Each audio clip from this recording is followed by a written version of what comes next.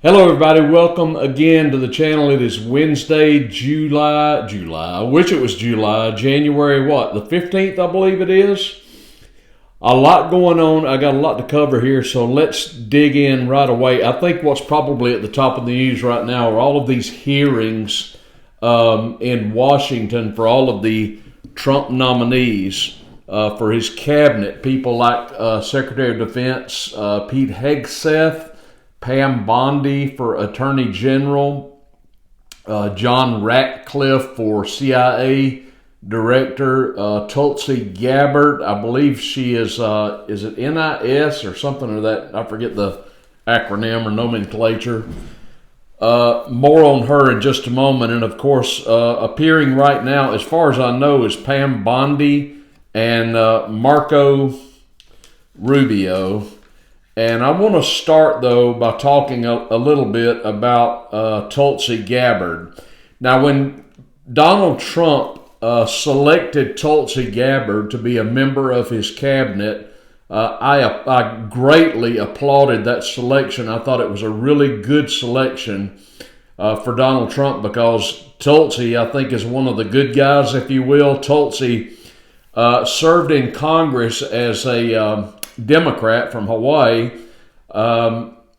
but she eventually, as you know, kind of had somewhat of a change of heart politically speaking. She has a military background, of course, and she eventually became ostracized from the Democratic Party and eventually left. I don't believe she became, if memory serves, I don't believe she became a Republican.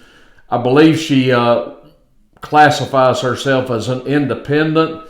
But Tulsi arrived at the point where she was saying all the right things. She was evidently a proponent of, small government. She was against the surveillance state, against the perpetual warfare, the whole neocon mentality that prevails within the United States government, the federal government. She became kind of a darling of those of us who are not neocons. May or may not be MAGA, but we're absolutely opposed. I am certainly opposed to the ever-expanding footprint of the United States government upon the rest of the world and our penchant for perpetual warfare in sovereign nation after sovereign nation, be it Iraq, threatening to go into Iran, Syria, It just goes on and on. Libya, you know the list. It almost seems endless at times. And Tulsi took a stand against that, and she also took a stand against the surveillance state. So when Donald Trump selected her, it was met with a lot of applause of people who are opposed to those very things that I mentioned. She became a pariah within the Democratic Party and somewhat of a pariah among neocons, such as the John Boltons of the world, who would just recoil at the notion of a Tulsi Gabbard in the Trump administration. But here we are. Trump nominated her for this post, and she's going to be going up for confirmation, I assume, within the next few days. But I've somewhat cooled on Tulsi, and I'll tell you why. This appeared on the Fox News website, and it is raising red flags because the headline in this story is Tulsi Gabbard changes tune on controversial intelligence tool following GOP lobbying. Tulsi Gabbard, who is Donald Trump's choice to be the Director of National Intelligence, DNI, in his next administration, has reversed course on a controversial item after lobbying from Republican senators. Gabbard revealed on last Friday, that she believes Section 702 of the Foreign Intelligence Surveillance Act, FISA, is, quote, crucial for gathering foreign intelligence on non-U.S. persons abroad. She previously opposed FISA Section 702 reauthorization while serving as a Democrat in the House of Representatives, and she was right to do so, of course. She said at the time, "We have a very important responsibility to strike a balance between national security to keep the American people safe while also protecting our constitutionally protected freedoms." She said this on the House floor in 2018. She continued, "Let us make this critical choice. Vote to keep our country safe. Vote to uphold our constitutional rights that so many have fought and died to protect," unquote. In her statement provided by the Trump transition spokesperson, Gabbard said this, quote, "This unique capability cannot be replicated and must be safeguarded to protect our nation while ensuring the civil liberties of Americans. My prior concerns about FISA were based on insufficient protections for civil liberties, particularly regarding the FBI's misuse of warrantless search powers on American citizens. Significant FISA reforms have been enacted since my time in Congress to address these issues. If confirmed as DNI, I will uphold Americans' Fourth Amendment rights while maintaining vital national security tools like Section 702, to ensure the safety and freedom of the American people," unquote. So this is, if you ask me, a complete and total flip-flop, a complete reversal, and this is, to me, very troubling. Tulsi Gabbard, who rightly heretofore had a problem with the whole process of getting FISA warrants, has now done a 180, apparently. And I consider this somewhat of a betrayal, folks, and certainly inconsistent with the things that she said earlier. Now, what exactly is going on here? There is a possibility, I suppose, that somewhere behind some closed door, some powerful proponent of the surveillance state, of these FISA warrants, some neocon in the GOP, perhaps pulled Tulsi close and said, "Look, if you want to get confirmed, you're going to have to change your tune on the FISA warrants." It's as simple as that, because if you don't, you're not going to get confirmed. Now, I don't know if anything like that happened or not. I don't know if this was just an honest change of heart on her behalf. I just don't know. I am completely and utterly opposed to these unconstitutional FISA warrants, and so was she, but apparently she's not anymore. She either again had an honest change of heart and a change of position, or somebody is pressuring her to change her tune, and maybe, I can only hope, that she's saying, once I get into office, I'll do what I know is right. I'll do what is constitutional. I don't know what the case is, but it's troubling to me that she has obviously changed her philosophy, if you will, midstream, at least publicly. This should not sit well with freedom-loving Americans. This should not sit well with Americans who care about their constitutional rights, particularly under the Fourth Amendment. This should not sit well with those Americans who have sat and watched our country turn into a surveillance state, not just on some bad guy in the Middle East, folks, but on the American people here in our homeland. This is the law of unintended consequences. You pass a law back after 9/11, and it all sounds good, like the Patriot Act. Well, we all want to be patriots.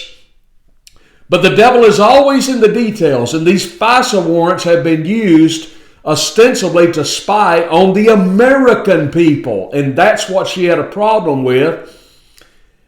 And I can only hope she still has a problem with it. This is a powerful position. As I understand, the position of DNI oversees the CIA and the NSA and these other spy agencies, which in my opinion should not exist.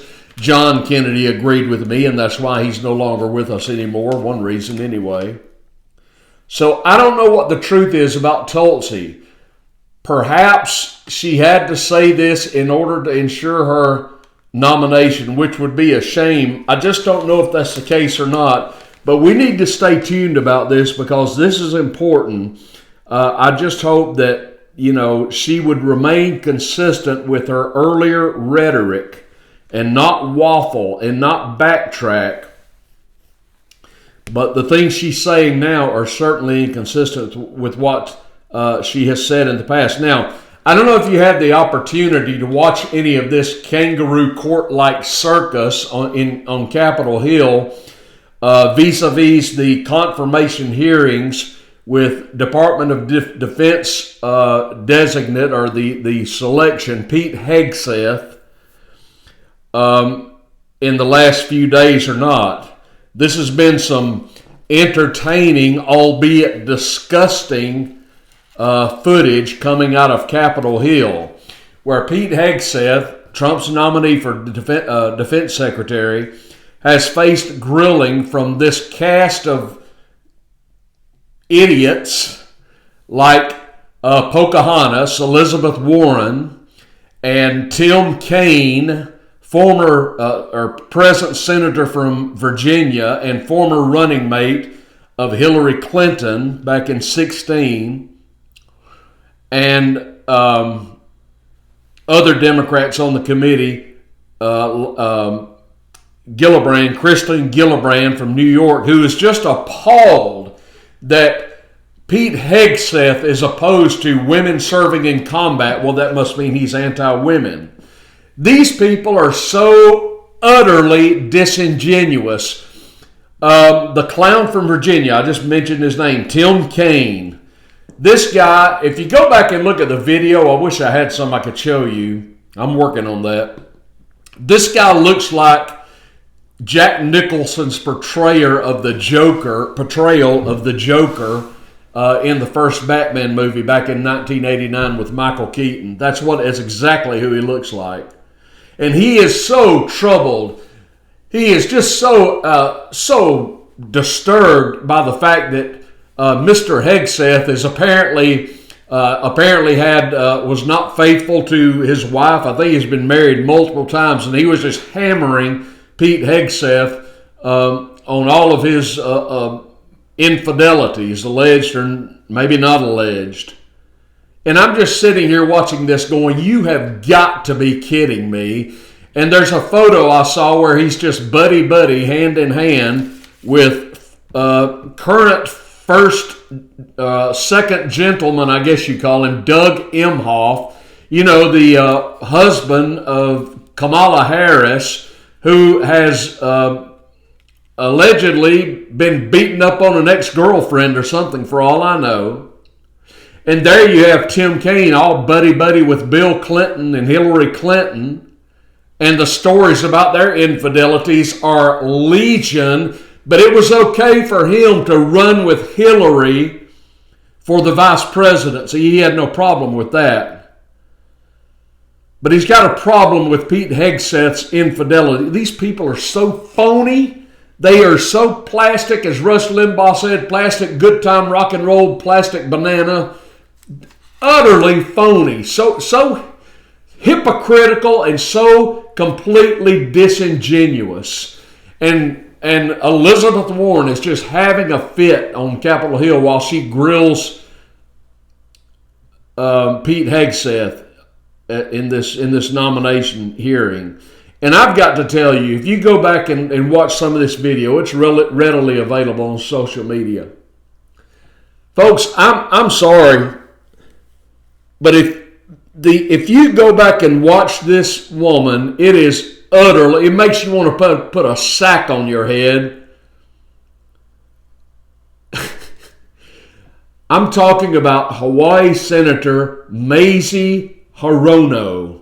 This woman has got to be the most stupid member of Congress by a mile. She makes Alexandria Ocasio-Cortez look like Einstein.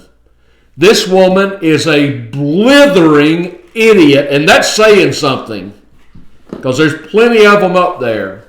But if you go back and watch a couple of clips, just if you're interested, go to like YouTube and just put in Mazie Hirono, and watch her go, and you're going to cringe, and you're going to say, how far can our standards be lowered for a senator?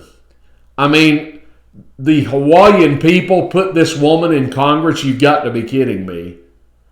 Contrast Mazie Hirono with Tulsi Gabbard, who they also sent to Congress. This woman is stunningly stupid. Just stupid. There's just no other word for it. Now, another person who is being considered for another post in Trump's cabinet is Marco Rubio, current senator from Florida, unless he's resigned. I don't remember actually.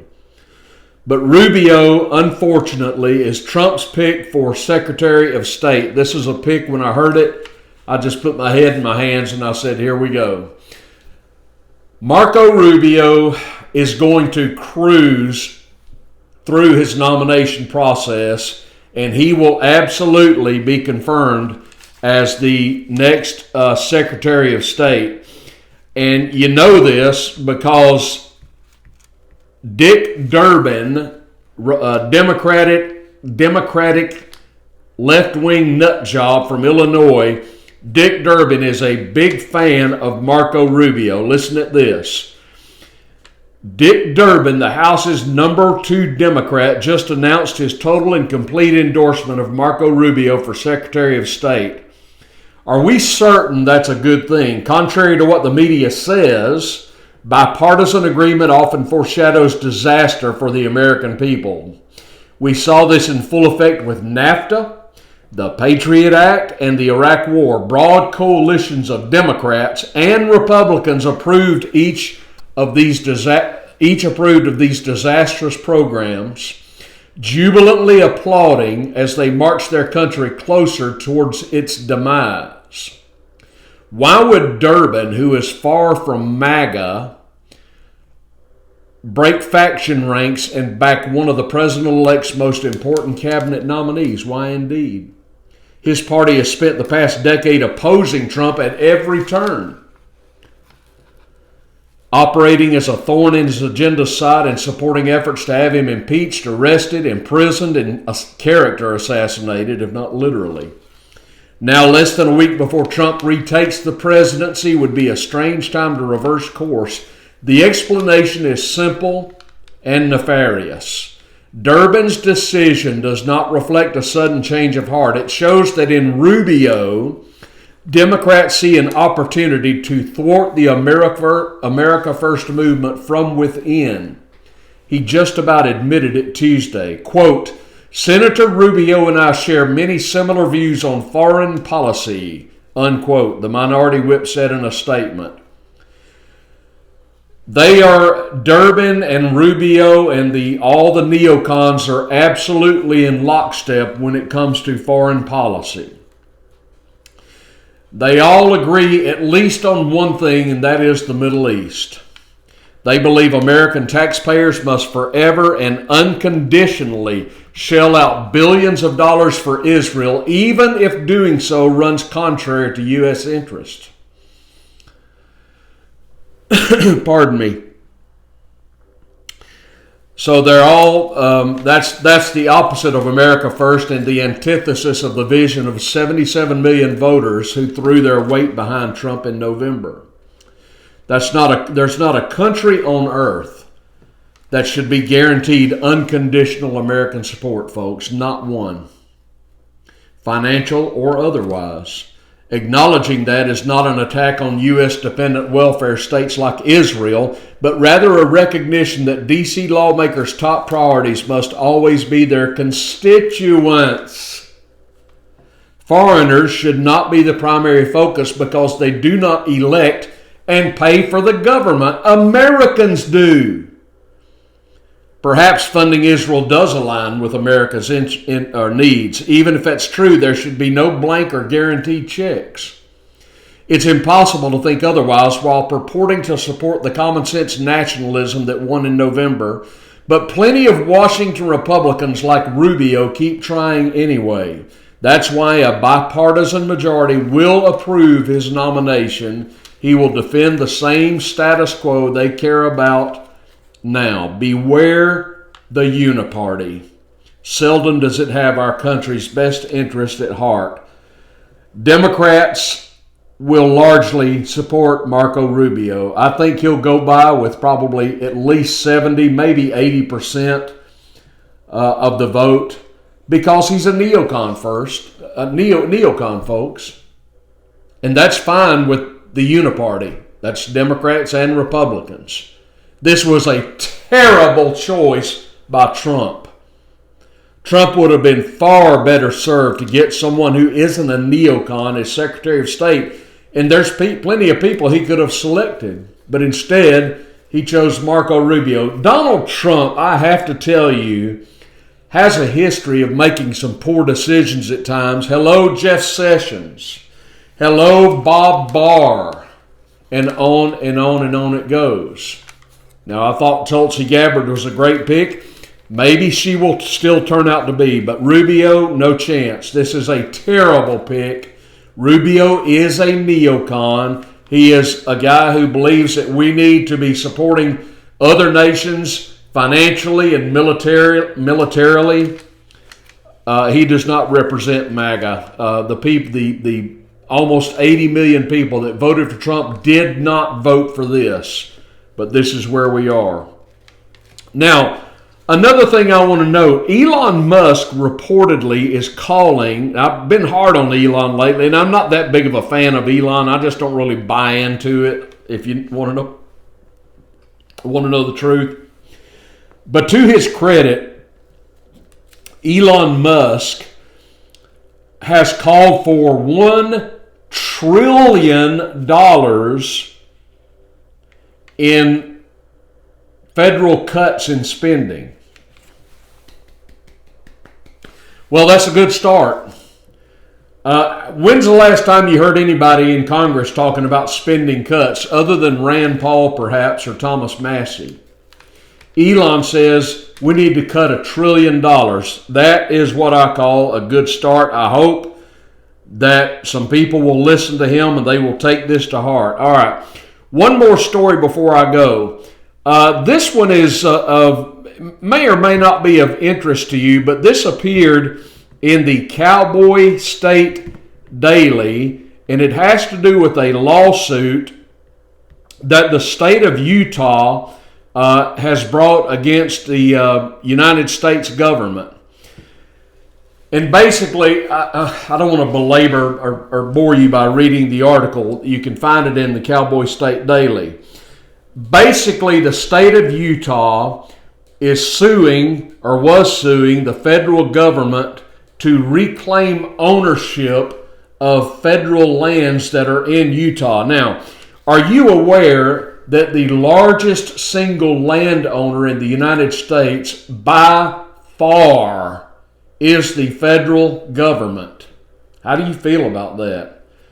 In the state of Utah alone, this is mind-blowing. In the state of Utah alone, the United States government owns 69% of the land.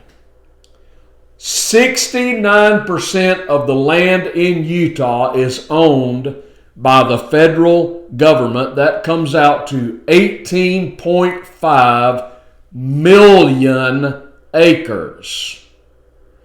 And the state of Utah says, look, that's a little excessive, and we want you to consider turning that land over to us, to the state of Utah, so that we can manage it on more of a local level.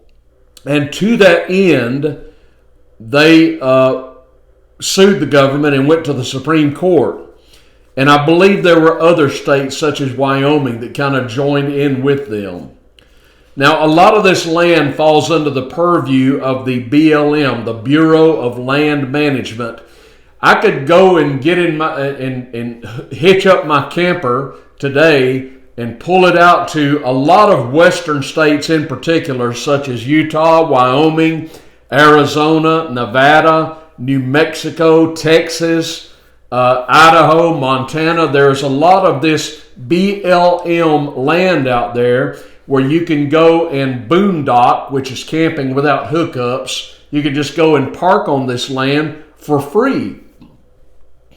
That's a big draw for a lot of campers who may have like a generator or maybe some solar power, and they can just go to this land. There's millions of acres of it, and you can go there. In some places you can camp for free. Some other places they have what's called long-term visitor areas where you can pay a minimal fee and you can camp on that land. But this is federally owned land.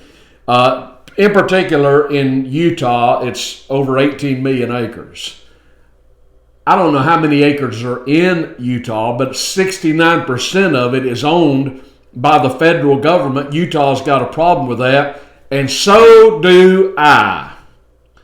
And I'm going to give you my take on that in just a moment. But Harriet Hageman, I love this gal. Harriet Hageman, in case you forgot, is the lady who defeated Liz Cheney. Still waiting on that pardon, Liz? You only got a few days left. You better hurry. Harriet Hageman issued, now she's the congressional representative from the state of Wyoming, the only one they got. She issued a strong statement of support for Utah's case. She told the Cowboy State Daily it was a battle worth fighting for. Quote, I don't think our forefathers ever envisioned that the federal government would own this magnitude of real property across the country. I think they always anticipated that the vast majority of real property would be in private hands or controlled by the states, unquote. I think she's on to something there. If the land in Utah is going to be state-owned, if it's going to be state-owned, wouldn't it make more sense for it to be owned by the state in which it exists rather than the federal government? Now look, you may have your own views about national parks, for example, the Grand Canyon or the Smoky Mountains or Joshua Tree or Zion, and on and on and on it goes, Yellowstone. And you may say, well, that land needs to stay under the domain of the federal government so that people can, that's like our land. We can all go and visit that land. And I can go either way on that. I would probably agree with that. I don't know. There's arguments to be made on either side of the matter. But folks, 69% of the land, are you kidding me? That the government is just sitting on and doing nothing with? How much of this pristine natural land needs to be protected for the use and enjoyment of every American? Almost 70% of the state? Do you really need that much? My idea is simply this. Why can't the federal government offer some of this land up for sale to private individuals, to Americans? How many of you that are listening to me now that are in America, or perhaps would like to be in America, would like the chance to purchase, 5, 10 acres in Utah or Arizona or Texas, etc., New Mexico? Land that is owned by the federal government that you have no access to in terms of ownership. What if the federal government put some of this land up for sale and asked the fair market value for it? How many of you might be interested, if only for an investment source, interested in purchasing 5 or 10 acres of this land? I mean, we're so far in debt right now, doesn't it make sense to maybe take a look at some of the assets you have and do something with them to alleviate your indebtedness? If the federal government owns almost 70% of Utah land, why couldn't the federal government say, okay, here's what we're going to do. We're going to take, throw a number out there. We're going to take 20% of this land in Utah and we're going to offer it up for sale to everyday Americans. You can buy 5 acres or 10 acres at fair market value. I'm telling you, they would get so much income out of this. I don't know what the the numbers are for the other states. I know it's 69% in Utah. I'm assuming that the number is really high in other states, huge states with expansive landmass like Nevada and Colorado even, and all the aforementioned states I mentioned. Now, admittedly, a lot of this land is probably uninhabitable for portions of the year. I know the desert in Arizona gets up to 110, 115 degrees during the summer. I don't want to be anywhere near that, but in the winter, it's like a haven for people.